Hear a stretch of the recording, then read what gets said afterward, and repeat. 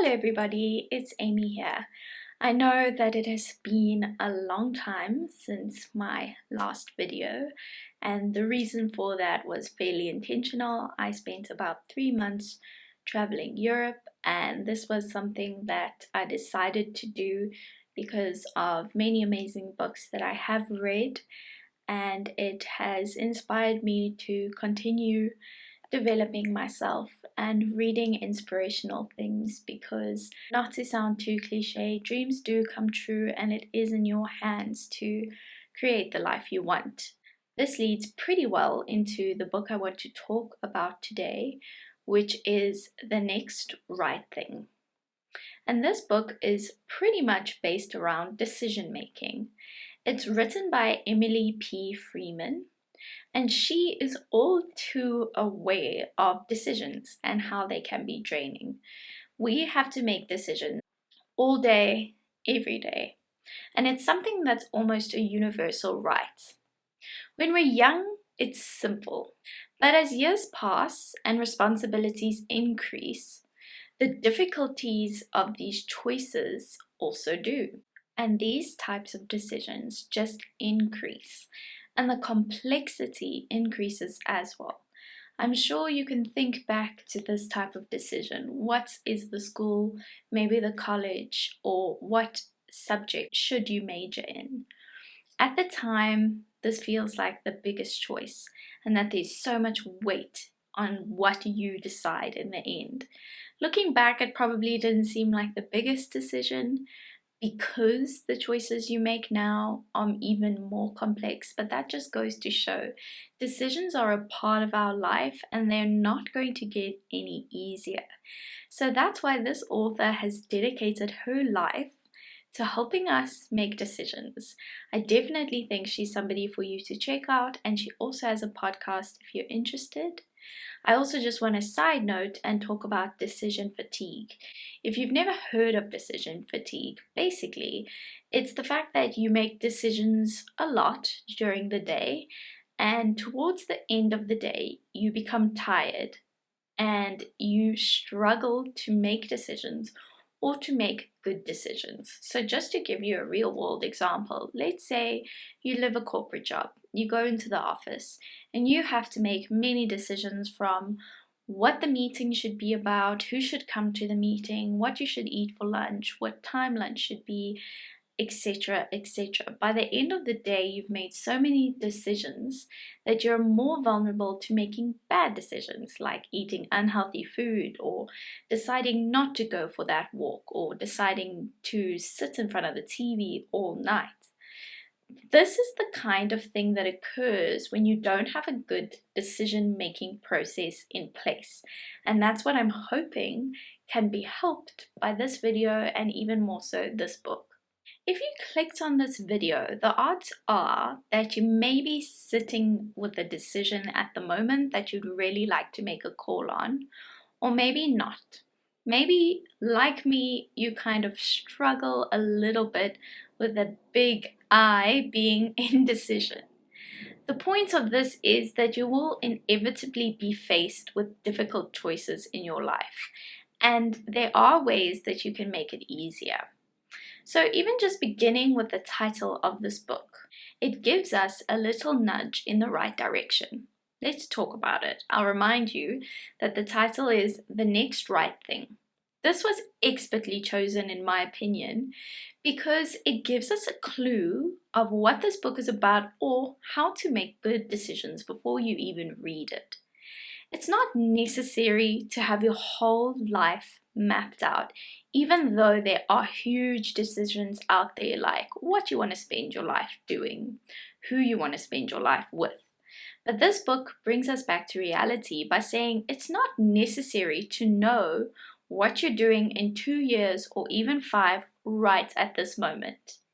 If you do need to make a choice at a point in time, just focus on the next right thing. What do you need to do in this moment or shortly after that's right for you? This isn't to say you shouldn't have a 5-year plan, or that you should just live moment to moment. It just means that when you are faced with a decision at the time, focus on that decision. Just focus on the next right thing. Bring yourself into the present moment rather than getting overwhelmed with all the future possibilities. Some version of do the next right thing has been taught by extraordinary people such as Mother Teresa, Martin Luther King, Theodore Roosevelt, and Anne Lamott. Every single day, we have choices to make, priorities to set, goals to meet, and desires to consider. It's important to take it one step at a time. Something that I appreciate the author mentioning, and that most of us aren't really aware of, is that the clues to the answer to our next decision remain within us, unheard and undiscovered. We can ask for advice, research what others have done, and do whatever other tactic you tend to draw on when it's time to make a choice. I know mine is a classic pros and cons list.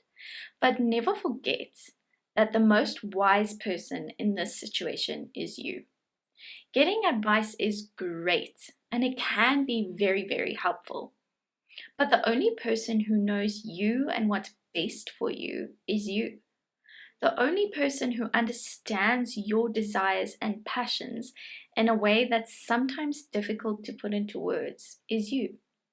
It can be very daunting to face options that may lead you down two or more completely different paths, but take a deep breath and accept that you have the answers within. I think another anecdote that eases some pressure is that you don't have to be concerned over making the wrong decision. Often, in the beginning stages, you may consider two or more outcomes and decide which is more beneficial. Sometimes after that decision is made, you keep wondering about those alternative routes you could have gone down. But remind yourself, there's only one outcome and it's the one that you choose. That's the reality, so just focus on that. There's no right or wrong, there's just the present. We have established that the most important person to consult to make your choice is yourself. For this to happen, you need a little meeting, a one-on-one meeting. You need some space and you need some silence. The author highlights this by saying, the silence serves as a colander, helping me discern what I need to hold on to and allowing what I don't need to fall gently away, making space to access courage and creativity. This means that when we're alone and at peace, I think that's really an important note, that it's not just about being alone, but it's about being alone and relaxed. We're able to filter out background noise and you can focus on what's important to you, because these values, these things that are important to you, help you make decisions that are right for you. Once you kind of tune everything else out and focus on the things that matter to you, certain decisions or certain routes become more favorable. Here are some tips to make sure that you have this much needed alone time. Turn off your notifications. Unfortunately, and maybe fortunately, we're able to see the latest news on every continent, when our next online delivery is coming, and what the weather looks like, all from our devices. These are great and useful ways to communicate and stay knowledgeable. But just as with any good thing, make sure to have some boundaries. We don't want to be worrying about what time our parcel is coming while we're trying to make a choice about what job is best for us. So just the point with this is to make this alone time between you and you while you make this decision something that's quite sacred. Tune out anything that could distract you. Take it as seriously as you would a meeting with your boss or somebody else who's quite important in your life that you respect. Make time for silence and make sure you're in a place that you feel quite relaxed, because you'll be able to be honest with yourself, consider your own values, and in doing this, you'll make a more aligned decision on things that are right for you and not swayed by other people. A little tip on how you can really ensure that the time you spend with yourself making this decision is free from distraction is by putting your phone on airplane mode or even switching it off. Relax, all of the information will be waiting for you when you're finished with the session. It may be helpful even, I know I like to do this, to set a timer. This helps us not to procrastinate, and if you do have a lot of things to attend to, you can easily fit in this time slot into your day. With big choices that need to be made, there's often so many pros and cons that it can be difficult to wrap your head around them. You wrestle with what you want your salary to be, for example, if a new endeavor is a passion, and how much time it could take and what title you may get. The author shares a quote by Dallas Willard, who said, "The most important thing about you is not the things you achieve, but the person you become." While salaries and the things in fine print are important to take note of, the most critical is, what will this job or experience do for me and my character? Will I grow, and how so? Is it important for you to learn something during this experience? Does it help people, or does it earn you money? There are some things that keep us excited, passionate, and full of energy. So find out what those things are, and it could help you with your final answer, with big decisions and with little ones. Fittingly, the author suggests that you take a few minutes to create a life energy list. You simply sit down with yourself again and ask yourself these questions, preferably with a journal. I am a fan of writing things down just because you're not under pressure to remember everything you think about. It's all there for you to go back to. So basically, you want to sit down with yourself and ask yourself, what is life draining? In other words, what takes away your energy and makes you feel depleted? Going grocery shopping or cleaning your house may make their way onto the list, and hopefully you're able to see that there are some necessary tasks that just can't be cut out. The point here is to notice what you don't enjoy. Sometimes we get into a whirlwind of trying to make a decision. We forget that what we choose should make us happy all in all. It is great to earn a lot of money, or to have a fancy title, or to help somebody else out. But if that job or activity drains your spirit, then it may be worth reconsidering. After that, you write down or ask yourself, what is life-giving? This should be a bit more uplifting for you.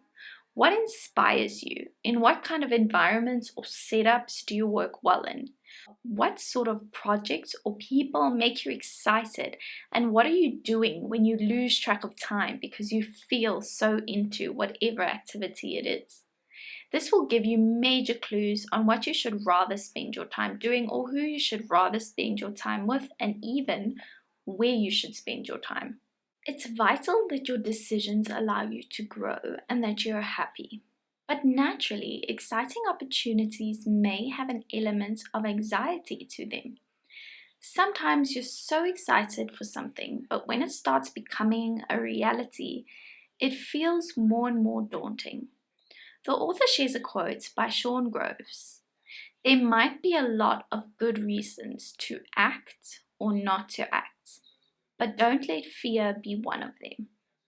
If it won't make you happy and it doesn't allow you to grow, then by all means, maybe no is the best answer to that dilemma.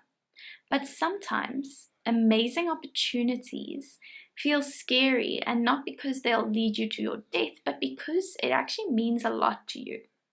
When you widen your comfort zone or try something new, there will be an uneasy sensation.